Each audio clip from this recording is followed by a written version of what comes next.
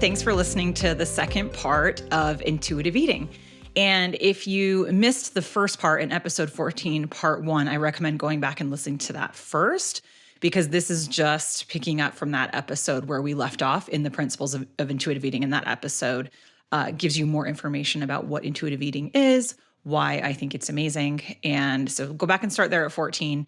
If you already listened to episode 14, welcome. We're going to cover principles 4 through 10 of intuitive eating here. And I'll jump right in as soon as I give my official disclaimer that I am not a doctor or nurse or any kind of medical professional. I'm not a certified intuitive eating counselor.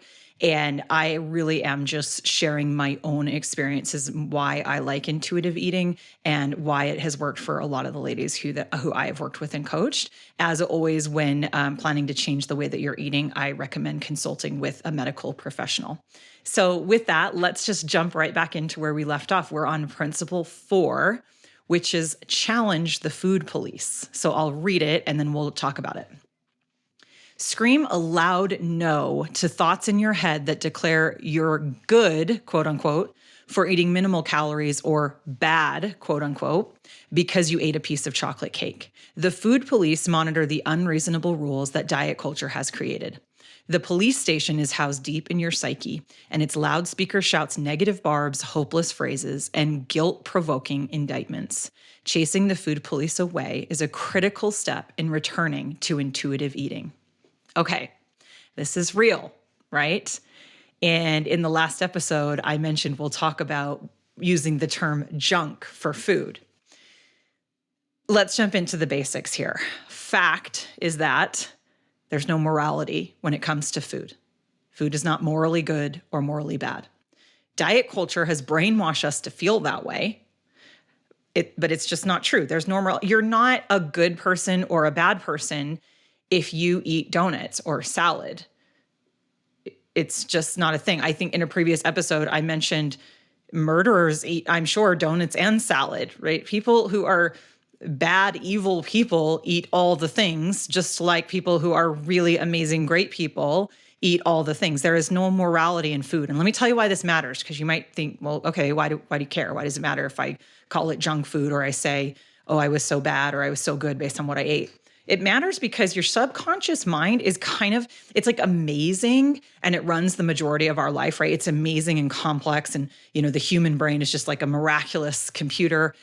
It's amazing, but it's also kind of dumb. It's also very sort of literal. It believes what we tell us. And so if you come back from a weekend where you did not eat the most nutritious foods, or you ate foods that didn't make your body feel good, or that society defines as quote unquote bad, junk, all the negative words we can think of to describe foods, and you're in the office and you say, oh my goodness, I was so bad this week. I ate 3 donuts. I was so bad. When you say I was so bad, your subconscious mind actually believes you're a bad person for eating donuts, actually believes that. And so that is the feeling that comes up for you when you eat donuts, guilt and shame. And guilt and shame have absolutely nothing to do with the food that you're eating, really, really, right? Shame is, so guilt is feeling bad about something that we did, and shame is all about who we are. We are a bad person because we did that thing. And this is what I'm talking about, is shame. The shame that we create in our subconscious related to eating, it has to change. I'll tell you why it has to change.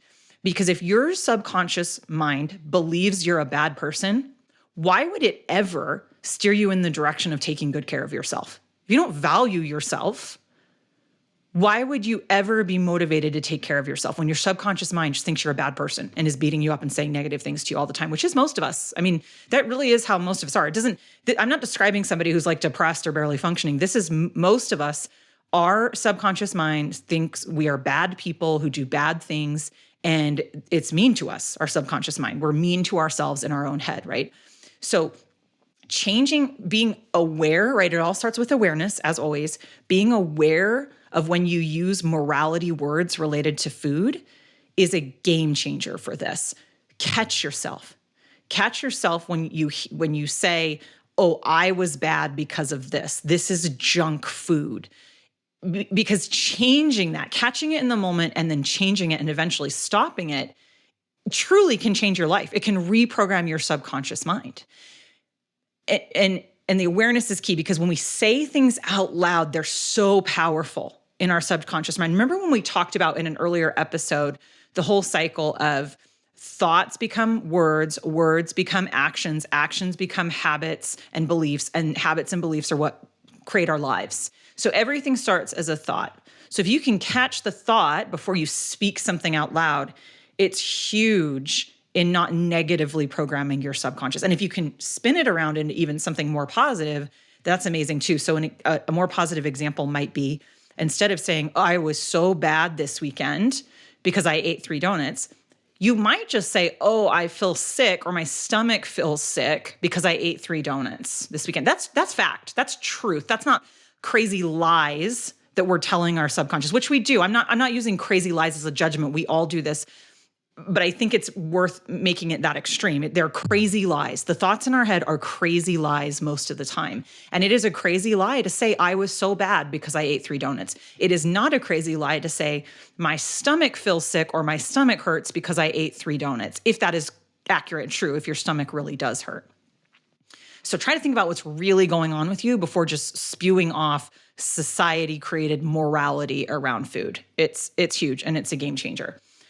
And the other thing that I like to point out here, just as I pointed out in the other episode, in the last episode, about never commenting on somebody's body, even when you think it's a compliment, it is also equally important to never comment on what somebody else is eating. Those sort of comments create, enable, or increase eating disorders. And that is very, very serious, because people feel shame about what they're eating. So it is never okay to comment on how much food or how little food somebody is eating or taking, or how quote unquote healthy or unhealthy they're eating, especially children, hugely important. The other thing I think that's important here is that I like to remove the term unhealthy and healthy from foods, because certain foods are healthy for one person and unhealthy for another person. Think about like allergy type foods, or for beans. Beans are a great example. Beans are a food that diet culture would categorize as healthy, right? Good fiber, good protein, just good, nutritious, all of those things. Well, beans wreak havoc on some people's system and make them feel horrible, so they don't eat beans. So beans is a perfect example of why we shouldn't be calling foods good, bad, healthy, unhealthy, junk, all the things. What I recommend is just using 2 simple terms. There are foods that make you feel good, and there are foods that make you feel bad. And sometimes you're going to choose to eat the foods that make you feel bad because they're delicious, or you have cultural celebrations or family celebrations or holiday celebrations around them. And that is amazing for mental health. Remember, mental health is a massive part of overall health, much more than diet culture ever lets on. And in a lot of cases, it's much more a factor in health than our weight is. And so allowing ourselves to occasionally eat foods that make us feel bad is great for our mental health. It's just being more aware and more deliberate and reducing those foods that make us feel bad. And one of the things that I've learned over my journey, as I let go of obsessing about my weight and dieting and tracking food and all of that stuff, it gave me room to really start to pay attention to how different foods make me feel. And I mentioned this in the last episode at the beginning when I was talking about tracking. I'm at the point now where tracking has become a safe thing for me because I'm using it to educate myself on how different foods make me feel. And here's what's really interesting. Foods really impact things like mood and anxiety and all of those things. And I'm going to talk about this a little bit more in one of the later principles, so I don't want to dive into it too much in this principle, but I want you to know that you might not even know how bad some foods are making you feel. And as it relates to getting healthier, shifting your focus away from weight loss and over from, I don't eat that food because it makes me feel terrible, is a much more mentally healthy focus area for you. It's a game changer. All right, let's move on to the next principle. Number 5 is discover the satisfaction factor. In our compulsion to comply with diet culture, we often overlook one of the most basic gifts of existence, the pleasure and satisfaction that can be found in the eating experience. When you eat what you really want in an environment that is inviting, the pleasure you derive will be a powerful force in helping you feel satisfied and content. By providing this experience for yourself, you will find that it takes just the right amount of food for you to decide you've had enough. All right, let's talk through this. Essentially, what this means is be present, taste your food, experience your food, be in the moment. And I think a really good practice from a healthy habit perspective is when you're eating, be sitting down. Have your food on a plate, be sitting down, because it honors the experience of the food and really conjure up in your body feelings of gratitude for the food, really taste the food. It's almost like, Marie Kondo, the book, The Joy of Tiding. I know it's not exactly called that, but you know what I'm talking about? The Joy of Tiding book, where she says, you really want to love and have each item bring joy, and you thank it. You thank it before you let it go. It's almost like that, almost getting really cheesy about it and being super grateful and thank your food and have that gratitude for your food and for each bite as you eat it. Now, I do want to recognize that this can feel diet culture-y. Like a big part of diet culture is like chew each bite 20 times. Now, that's all rooted in weight loss. Here, we're not rooted in weight loss. We're rooted in a pleasurable experience for ourselves, really experiencing the food. And how often are we, shoving a protein bar in on the run? And we'll still have to do that sometimes, and that's okay. It's more, most of the time, if you can really learn to savor and enjoy your food, it will lead to better health. And studies have been done on this, that your body actually absorbs more of the nutrients in food when you slow down and you mentally enjoy the food and the experience. And I can't remember if it's the Intuitive Eating book or the Health at Every Size book where they really go into detail on those studies, but they do. And it's fascinating. So it's just something to think about, really pausing and enjoying that food. All right, so let's keep going. Principle number 6, feel your fullness. In order to honor your fullness, you need to trust that you will give yourself the foods that you desire. Listen for the body's signals that tell you that you are no longer hungry. Observe the signs that show that you're comfortably full. Pause in the middle of eating and ask yourself how the food tastes and what your current hunger level is. This is huge. When I was obsessed with weight loss, I didn't even have the room to think through this because I was always so hungry by the time my tiny little meal rolled around. And it was such a scarcity experience. Like when I'm talking about scarcity versus abundance mindset, which by the way, we're going to get way into coming up later in module 4. It was such a scarcity mindset because I was always so hungry because I wasn't eating enough calories on the diet I was on, that I would just scarf it down. And I wouldn't even ever experience like, am I full? Am I not full? Was that enough? What does my body need? So really just it links to the last principle where we were talking about just being present during that meal and really feel, okay, well, what is full? And experiment with different amounts of food. Try one amount of food at dinner and then give yourself 20 minutes, let your body sort of process it and just see, okay, I had this amount. How am I feeling now? Am I still hungry? Am I just fine? Am I like good between a 4 and 6 hunger level?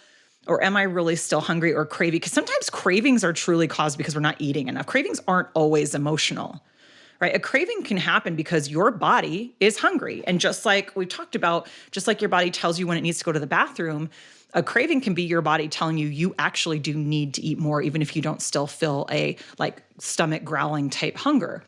So kind of experimenting with different amounts of food and then how you feel afterwards and maybe jotting those down in notes. Game changer in learning how much food. And for me, this is especially relevant at dinner. I know for a lot of us, we struggle with dinner because we're trying to not, I know for me with stress, especially like if there's stress at work or, arguing with the kids or whatever, I can mindlessly shovel in like 3 adult-sized meals pretty quick at dinner. I really can. And paying attention to this and stopping and seeing what's going on with you, it's just it's life-changing. The reason it's life-changing is that when we do that, when we mindlessly start shoveling it in during dinner, we just don't feel good after. We're stuffed, we're groggy. A lot of times we have guilt and shame. We're trying to get rid of that guilt and shame. But a lot of times we do. It just doesn't feel good. You feel better if you don't mindlessly stress eat during dinner. So it's really just about being present and creating that experience and feeling your fullness and learning what full means for you. Okay. Principle number 7, cope with your emotions with kindness. First, recognize that food restriction, both physically and mentally, can, in and of itself, trigger loss of control, which can feel like emotional eating. Find kind ways to comfort, nurture, distract, and resolve your issues. Anxiety, loneliness, boredom, and anger are emotions we all experience throughout life. Each has its own trigger, and each has its own appeasement. Food won't fix any of these feelings. It may comfort you for the short term, distract you from the pain, or even numb you, but food won't solve the problem. If anything, eating for an emotional hunger may only make you feel worse in the long run. You'll ultimately have to deal with the source of the emotion. So I mentioned this a little bit more before when I think it was in the last episode, when we're talking about allowing ourselves to eat whatever we want to gain that trust back with our body. That actually can be quite difficult if you do have an underlying emotional issue that you're bearing. And remember, those run the gamut from you're just too bored and you need to bring more pleasure in your life, all the way over to bigger things like you had a death of a loved one that you haven't grieved correctly. You've just buried it down, or you're going through a divorce or had a divorce that you haven't processed, or you're in a relationship you need to get out of, or a job you need to get out of. And those are all big, scary things. So I highly recommend working with a therapist through this process if you can. Along the other lines I was talking about it a minute ago, food actually causes certain emotions. Food can cause anxiety, grumpiness, moodiness, brain fogginess, cause you to be sleepy. It can cause you to struggle to fall asleep, different foods. And I never knew this. I never knew this because I was so fixated on diet culture that I never took the time to pay attention to how foods were making me feel. And so this is a game changer just as it relates to knowing your emotions and knowing what foods cause certain emotions within you and learning how to stop burying your emotions. And back when we were talking about, I believe it was in the meditation, that in fact, there was a whole episode on feeling our feelings instead of avoiding them. And we talked about meditation and a few other things. We went into this where it's like you come home from work and you just go straight to the pantry and just mindlessly start putting food in your mouth. And getting that awareness to stop, go somewhere quiet, sit down, close your eyes, focus on your breath, focus on your body, and just ask yourself, just what's going on with me? What am I feeling right now? At first, it's going to feel dumb. You're going to have no idea what the answer is. But after you do it consistently over a long period of time, remember, small, consistent actions over long periods of time change our lives. Trust the process, do it consistently. You will get better at it, and you'll find that breathing through whatever you're feeling helps you to feel the feeling in your body and processes it in your body versus avoiding it with food. And this is a huge part of intuitive eating, is to help with that emotional eating process. And also to give ourselves permission to emotionally eat sometimes. It's completely fine to emotionally eat occasionally. We're going to choose when we do it, and we're going to enjoy it, and we're not going to have the guilt or the shame about it. Okay, so cope with your emotions with kindness. This is not beating ourselves up, being very kind and treating ourselves like we would a friend. Principle number 8, respect your body. Accept your genetic blueprint. Just as a person with a shoe size of 8 would not expect to realistically squeeze into a size 6, it is equally futile and uncomfortable to have a similar expectation about body size. But mostly, respect your body so you can feel better about who you are. It's hard to reject the diet mentality if you are unrealistic and overly critical of your body size or shape. All bodies deserve dignity. This one is huge, and we've talked about this a number of times already in past episodes, and we'll continue to throughout the program because most women deal with this. Most women feel negative about their bodies because society has programmed us to do so. The goal here is not to love how your body looks.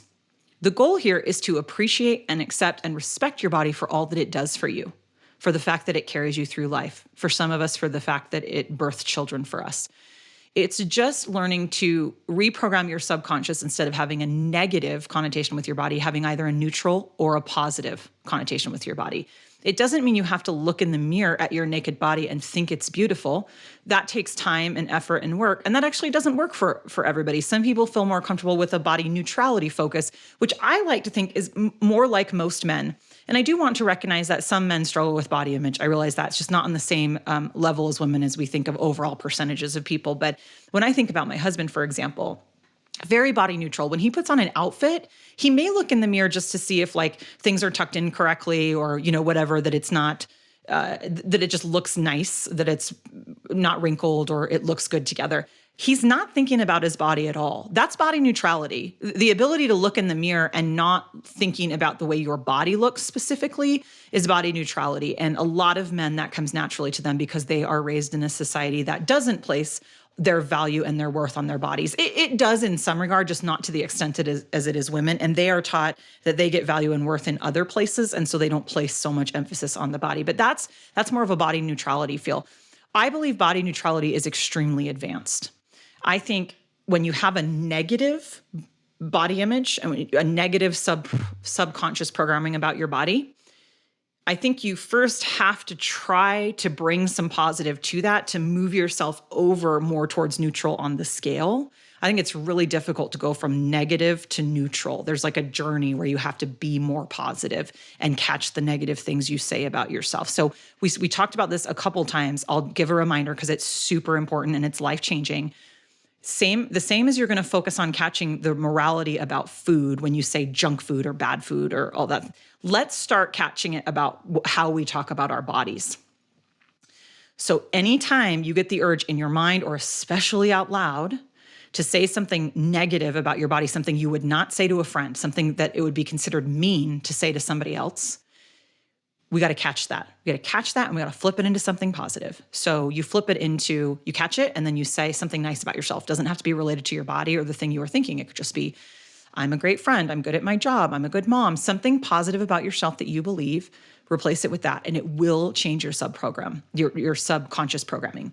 And when you're starting to get good at this, a sign is you'll know when you start to notice other people saying bad things about your body. You'll know. And I'm to the point where it makes me extremely uncomfortable because I don't really know if I should correct it or say something because I've offended people beforehand by telling them they shouldn't speak negatively about their body.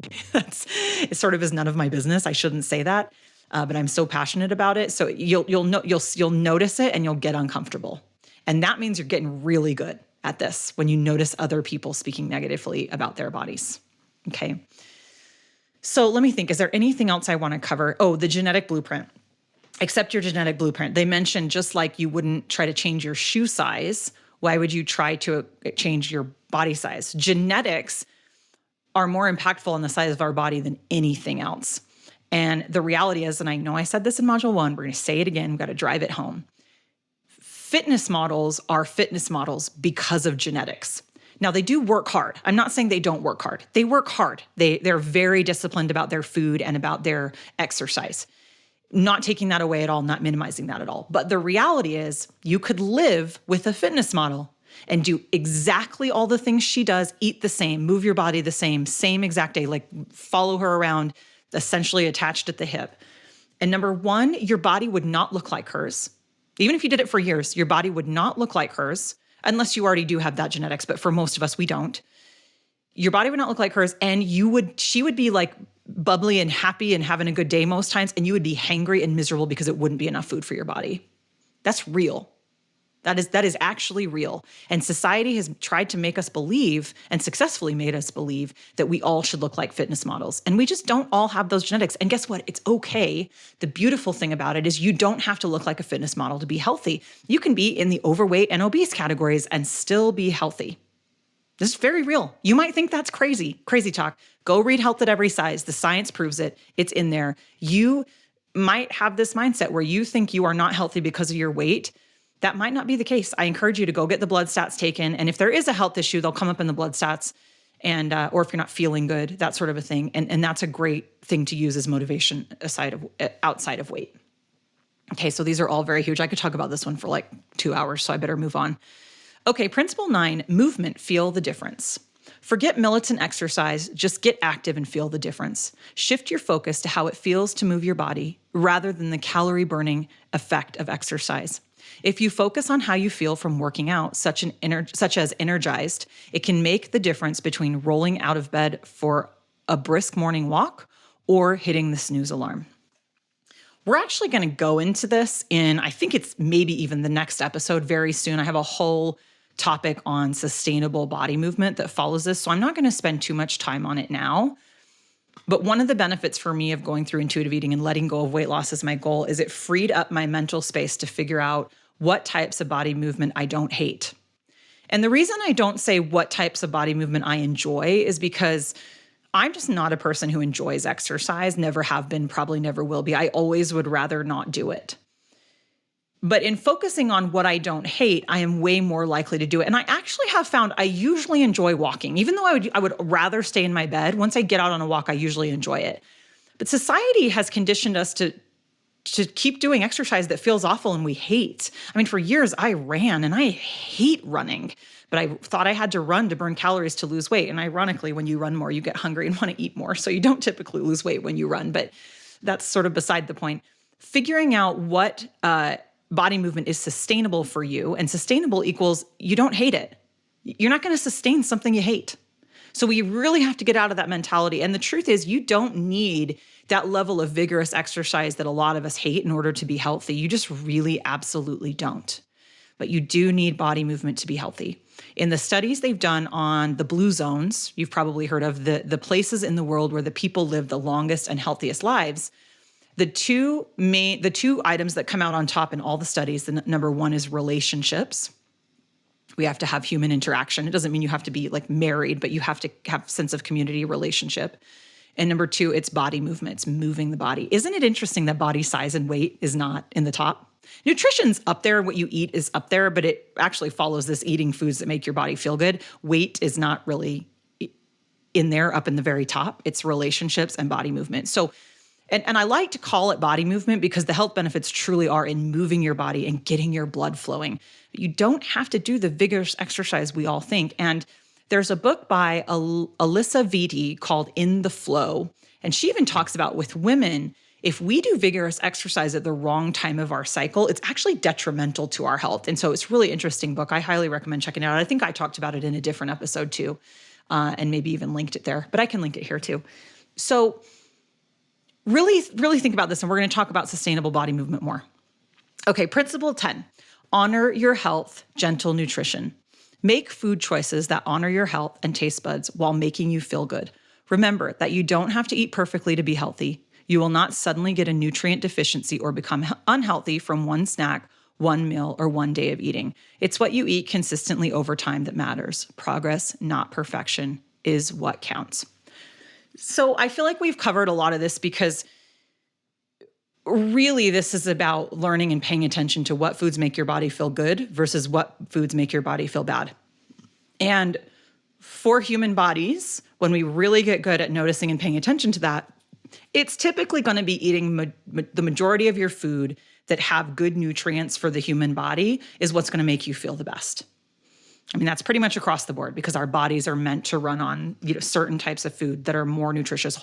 Whole foods. I struggle to say whole foods because I don't want to make this sound diety. I don't mean that. But typically, once you get through trusting, figuring out your emotions, getting over the binge cycles and the cravings for the foods that make us not feel so good, the foods that typically make us feel good are the more whole foods. But when you go through the process that we've talked about here, it's not as hard to eat those whole foods as it is when you're restricting yourself and you haven't worked on all the emotional parts of this. So I love how they say, honor your health, gentle nutrition. This is absolutely 100% about health and getting to your healthiest, happiest self.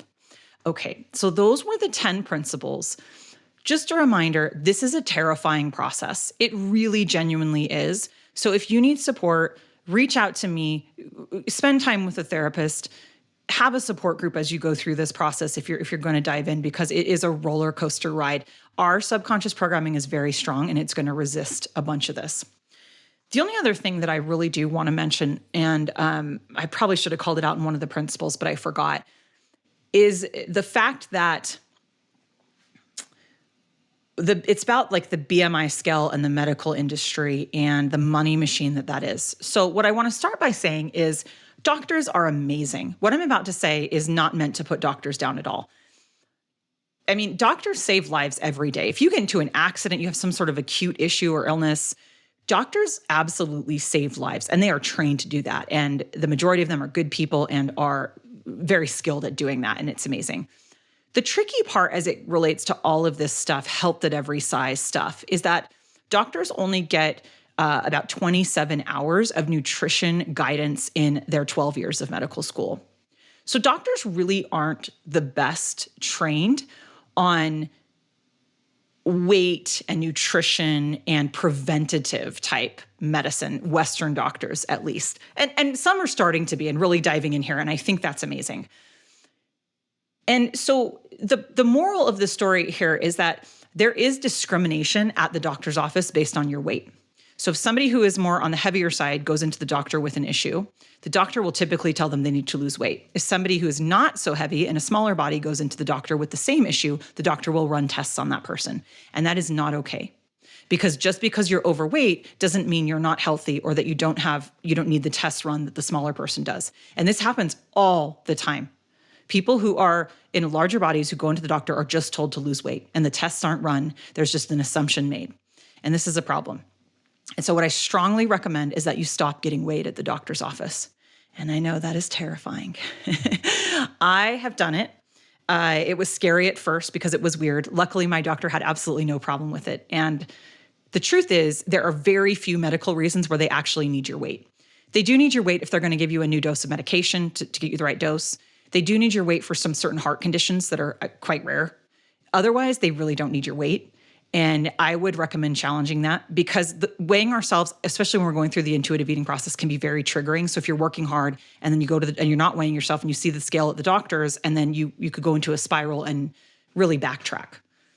And so I highly recommend challenging yourself to ask to not be weighed unless absolutely medically necessary. And in the book, Health at Every Size, she has some things you can read to your doctor about that if you want some support that are very interesting. A lot of the ladies in my group have tried it too. But the truth is your weight and your health are not as linked as society would have us believe. And that's an important part of this intuitive eating process and believing that and shifting your focus over to health and away from weight loss. Okay, I'll wrap us up. I went a little over on that one. So thank you so much for listening. And as always, if you have any questions, reach out to me on Instagram at Katie Blummer. If you want to work with me one-on-one, check out my website, Women's Best Life University, click on courses. And I would love to work with you one-on-one. We can dive into your own very specific things that you're working on. I just love that process so much. And as always, please recommend the podcast or the YouTube, however you're watching it or listening to it. If you're getting value out of it, I would very much appreciate it. All right, I'll talk to you in the next one. Thanks so much for listening to the Working Mom Happiness Method. If you liked what you heard, please be sure to subscribe, leave a review, and share it with others who might benefit from listening. For show notes or to enroll in the Working Mom Happiness Method coaching courses, visit www.womensbestlifeuniversity.com.